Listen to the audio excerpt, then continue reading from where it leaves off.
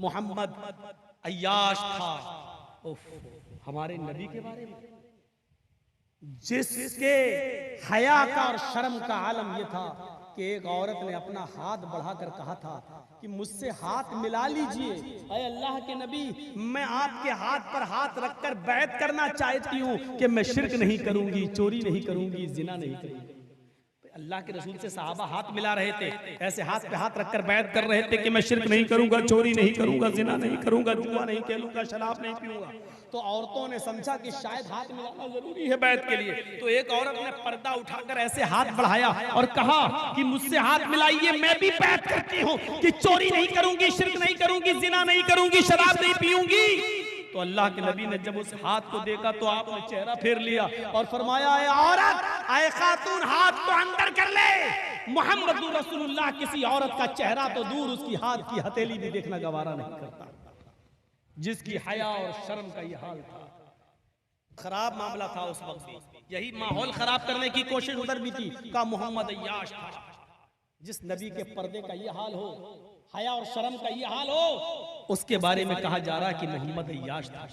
बाल ठाकुरे ने कहा था और कहा था कि 11-11 औरतें रखता था मोहम्मद, रखते थे नहीं कहा था, रखता था। इन्ना लिल्लाहि व इन्ना इलैहि राजिऊन। फिर उसने कहा कि अगर मेरी सरकार आ गई और अगर मुझे देश का प्रधानमंत्री बना दिया गया, 10 दिन के अंदर अंदर हरा रंग में बंद कर दूंगा। ये मुसलमानों का जो रंग है, इस्लामी रंग, हरा रंग, इसको मैं बंद कर दूंगा।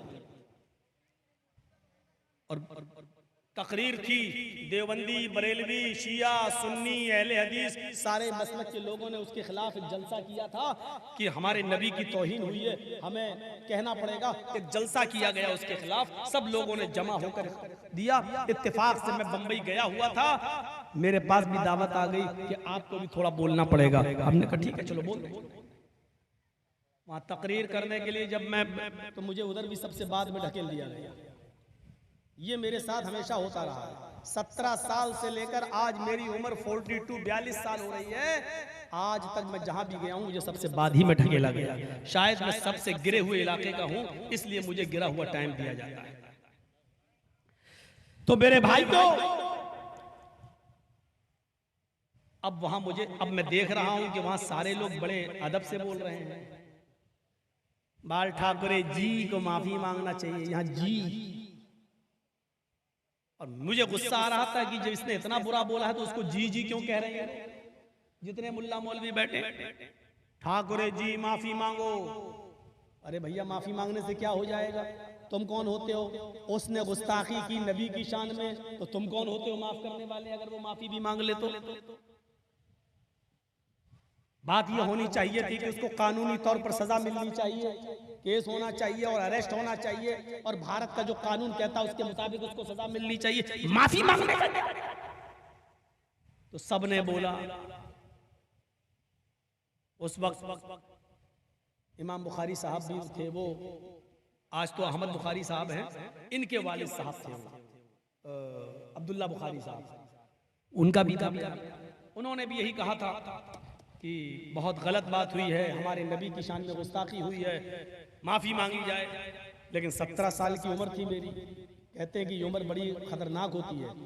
17 का मतलब खतरा। अब हमारा जब नंबर आया तो हमको क्या मालूम था कि हालात इतने खराब हो जाएंगे मेरी तकरीर के बाद।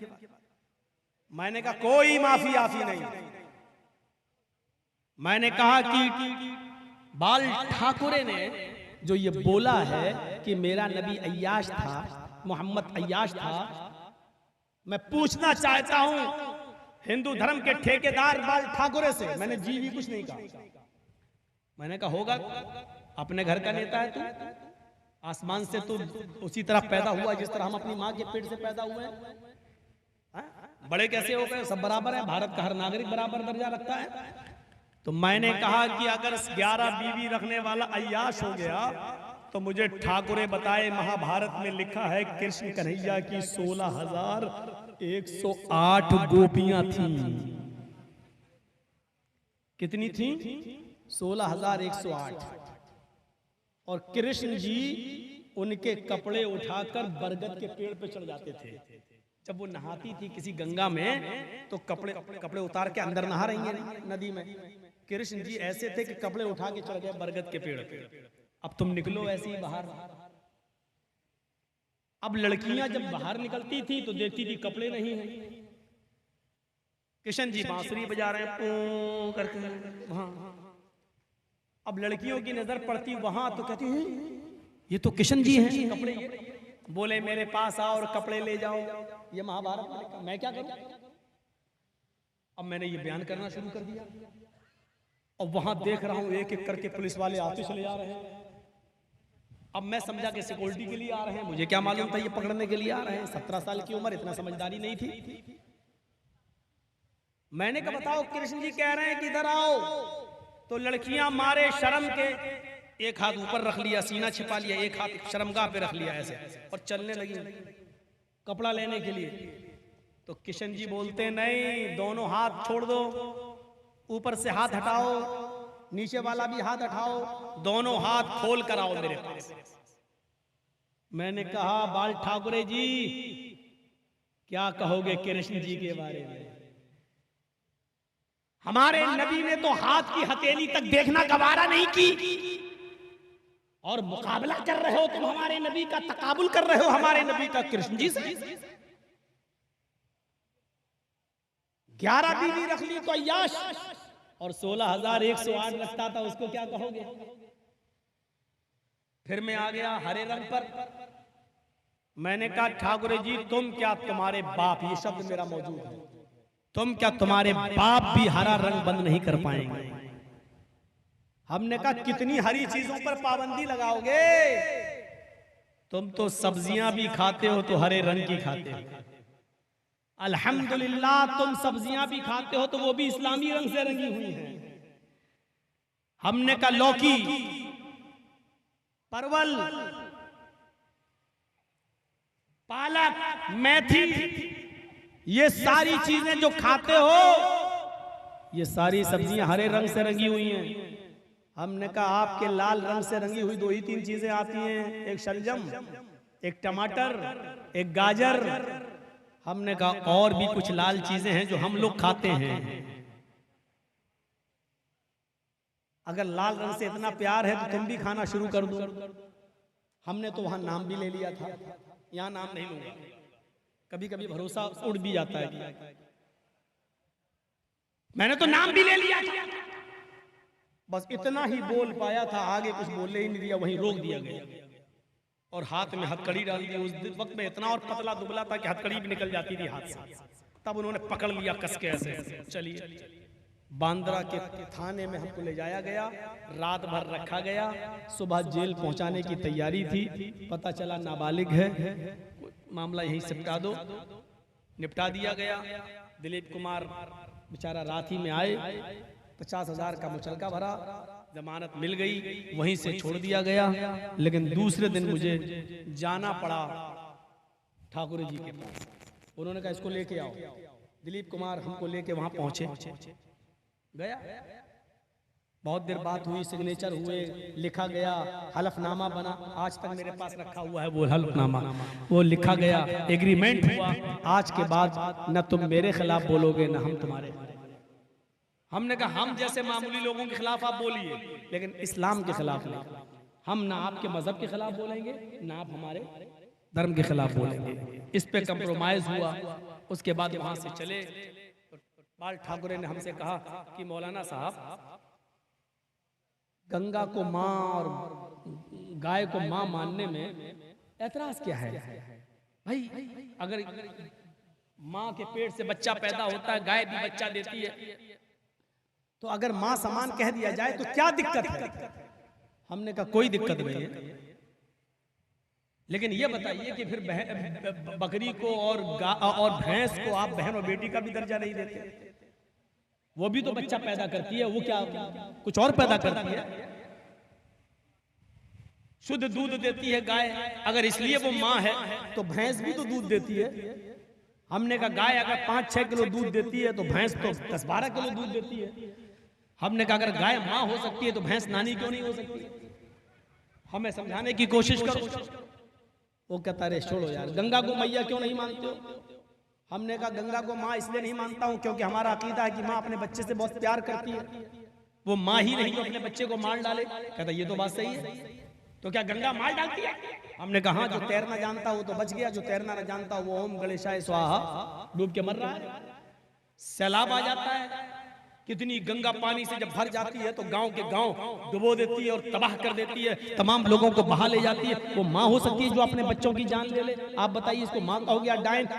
डाइन डाइन मत बोलो, चुप रहो, ये आप नहीं बोलेंगे। ठीक है ठीक है, आप नहीं मानते मत मानिए, डाइन कहेंगे आप?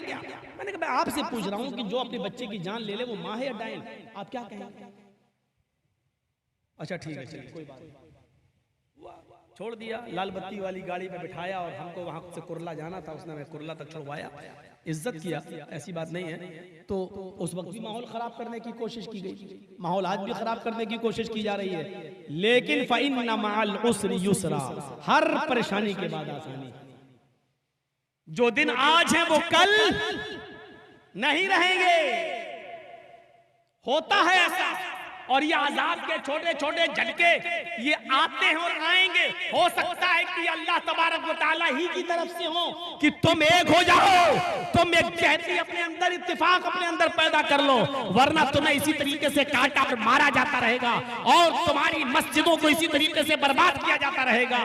तुम हमारे घर की भी हिफाजत नहीं कर सकते हो, इसलिए एक हो जाओ। हो सकता है ये आजाद के छोटे छोटे झटके हमको सबक सिखाने के लिए आ रहे हो, हमको रास्ते पे लाने के लिए आ रहे हो, इसलिए हमें और आपको तैयार हो जाना चाहिए इत्तेफाक और इत्तेहाद का एक धागे में हमें और आपको शामिल हो जाना चाहिए। अब ये दौर गया, तेरे पीछे मेरी नमाज नहीं, मेरे पीछे तेरी नमाज नहीं, इसको भूल जाइए। चाय हटा दीजिए, पानी कड़ी चाय लग रहा है, कड़वी चाय। हाँ। तो सुनिए मेरे प्यारे साथियों,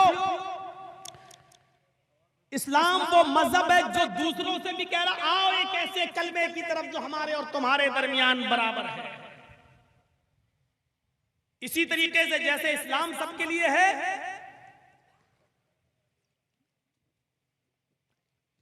वैसे ही मोहम्मद रसूलुल्लाह भी सबके लिए, अलग नहीं किया गया। हमें जोड़ा है, तौहीद को मजबूत किया गया है। इस्लाम कबूल करने के बाद इस्लाम हमें सबसे पहला दर्स क्या देता है? मायूसी निकाल कर एक अल्लाह पर मुकम्मल भरोसा करने वाले बन जाओ। सारी दुनिया तुम्हारी मुखालिफत करे, सारी दुनिया तुम्हें मिटाना चाहे मिटाए, लेकिन जब तक अल्लाह तुम्हें मिटाना नहीं चाहेगा तुम्हें कोई ताकत मिटा नहीं सकती। इस्लाम हमें सबसे पहले ये भरोसा और एतमाद हमारे अंदर पैदा करता है। अल्लाह का कोई काम हिकमत से खाली नहीं है। अपनी अकल को मत दौड़ाओ, ऐसा क्यों हो गया, इसमें क्या रीजन है। जो कह दिया मोहम्मद रसूलुल्लाह और जो कह दिया इस्लाम ने, हमें मान लेना, चाहे हमारी अकल में आए चाहे हमारी अकल में ना। एक दहरिया लेटा हुआ था एक पेड़ के नीचे, वो पेड़ था आम का। दहरिया जानते हैं ना, दहरिया जो अल्लाह, नबी, कुरान, इस्लाम किसी को नहीं मानता, नास्तिक जो किसी को नहीं मानता, वो लेटा हुआ था एक आम के पेड़ के नीचे।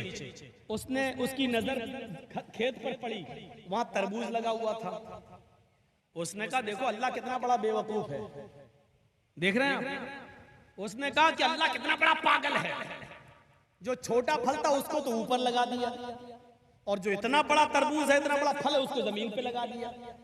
अब बताओ, इसकी चोरी तो आसानी से हो सकती है जो बड़ा फल है, और जो छोटे फल को जिसकी चोरी हो जाए कोई फर्क नहीं पड़ता, उसको ऊपर लगा दिया।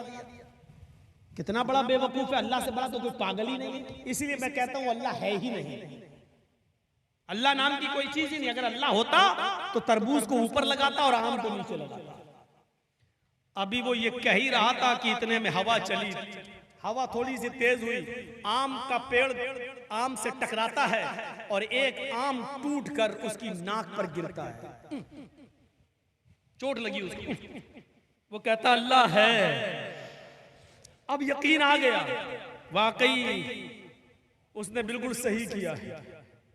अगर इस पेड़ पर यह तरबूज लटका होता और वो टूट कर मेरी नाक पे गिरता तो मेरा चेहरा भी बदल जाता, दांत भी टूट जाते, नाक भी पिचक जाती और मेरा थूथड़ा बदल जाता। नहीं, अल्लाह है। उसी दिन उसको समझ में आ गया कि अल्लाह का हर काम हिकमत से भरा पड़ा है और वो इस्लाम ले आया। उसने कुरान को पढ़ना शुरू कर दिया। एक दिन की जिंदगी और एक आम के गिर जाने से उसने अपनी जिंदगी बदलकर अल्लाह का इकरार कर लिया और कुरान पर चलने वाला बन गया। फिर वो कुरान का दाई बन गया।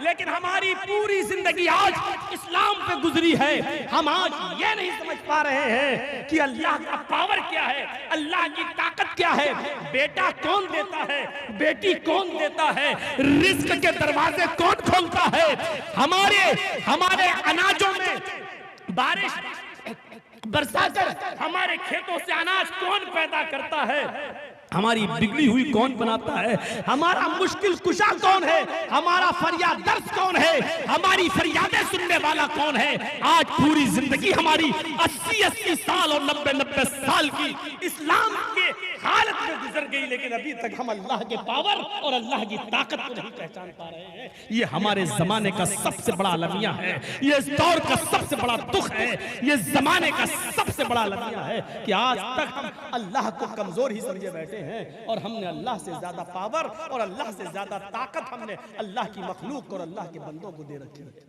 ये हमें समझने की, वो एक झटके में समझ गया। सन 1957 की बात है, मैं जो बताने जा रहा हूं उसको गौर से सुनिएगा। उस जमाने के अंदर ट्रेनें जो चलती थी वो इलेक्ट्रॉनिक इंजन से नहीं चलती थी बल्कि कोयले वाले इंजन से चलती थी और छोटी लाइन थी गोरखपुर से गोंडा 200 किलोमीटर। छोटी लाइन गोरखपुर से जब चलती थी तो नौगढ़, बढ़नी, बलरामपुर, तुलसीपुर होते हुए वो गोंडा आती थी और उस वक्त उस ट्रेन के ड्राइवर थे मोहम्मद कासिम। 20 साल से वो ट्रेन की ड्राइवरी कर रहे थे। गोरखपुर से उन्होंने ट्रेन स्टार्ट की, बढ़नी को क्रॉस करने के बाद तुलसीपुर, बलरामपुर को क्रॉस करने के बाद उनकी गाड़ी जब गोंडा की तरफ आगे बढ़ती है और राप्ती नदी के ऊपर से गुजरती हुई पुल को क्रॉस करके जब आगे बढ़ी तो उन्होंने क्या देखा, 50 मीटर की दूरी पर एक लड़की खड़ी है और वो ट्रेन के सामने आकर रुक जाती है, बल्कि लेट जाती है और वो इस ट्रेन से कटना चाह रही है। उसने अपना जिस्म, अपना शरीर ट्रेन की पटरी पर रख। अब आप चाहे जितने ब्रेक लगाएं, लेकिन 50 ट्रेन के ब्रेक फौरन नहीं लगते हैं। ये साइकिल और बाइक की तरह नहीं कि यहाँ लगाओ और गाड़ी रुक जाए। ट्रेन के ब्रेक मेरे भाइयों 1-2 किलोमीटर पहले से लगाना पड़ते हैं और फिर धीरे धीरे जाकर रोका जाता है ट्रेन। मोहम्मद कासिम ने जब उस लड़की को देखा, ज्यादा दूर नहीं है और वो लेट गई है, 17-18 साल की वो खूबसूरत लड़की पता नहीं क्यों मरना चाहती है, लेकिन मोहम्मद कासिम ने ब्रेक लगाए, लड़की को बचाने की पूरी कोशिश की और हैवी ब्रेक लगाए। गाड़ी रोकने में वो कामयाब हुए। ब्रेक इतने हैवी थे कि ट्रेन का हर डब्बा हिल गया। पैसेंजर्स जो ट्रेन में बैठे थे उनको झटका लगा, लेकिन एक लड़की को बचाने के लिए उन्होंने ये रिस्क मोल लिया और गाड़ी को रोक लिया। जब झांक कर देखते हैं तो क्या देखते हैं कि उस लड़की में और हमारी गाड़ी के पहिए में सिर्फ एक बित्ते का, एक बालिश का फर्क है, बस इतना फर्क। अगर इतनी और पहिया अगर आगे बढ़ जाता तो लड़की पर चढ़ जाता। कासिम साहब ने ठंडी सांस ली, चलो कम से कम उस लड़की को मैंने बचा लिया। जैसे ट्रेन से उतरते हैं इतने में खेतों में काम करने वाले लोग भी उस लड़की के पास आ जाते हैं। ट्रेन की पटरी से उस लड़की को उठाया जाता है, नाक में उंगली रखी जाती है, धड़कन देखी जाती है। नतीजा ये निकलता है कि जब उस लड़की को टटोला जाता है, उसको झिझोड़ा जाता है, तो पता चलता है कि वो लड़की तो हार्ट अटैक से मर चुकी है। गौर कर रहे हैं आप? ट्रेन का पहिया आने से पहले ही उस लड़की का हार्ट अटैक हो गया। लड़की मर चुकी है। मोहम्मद कासिम का बयान है कि मैंने अपनी जिंदगी में 20 साल से मैं ट्रेन चला रहा हूं, लेकिन 20 साल की जिंदगी में मैंने इतने हैवी ब्रेक कभी नहीं लगाए जो आज लगाए। और मैंने आज पूरी कोशिश की इस लड़की को बचाने की। इस लड़की पर ट्रेन का पहिया न चल पाए, मैंने पूरी कोशिश की और मैं कामयाब भी हुआ।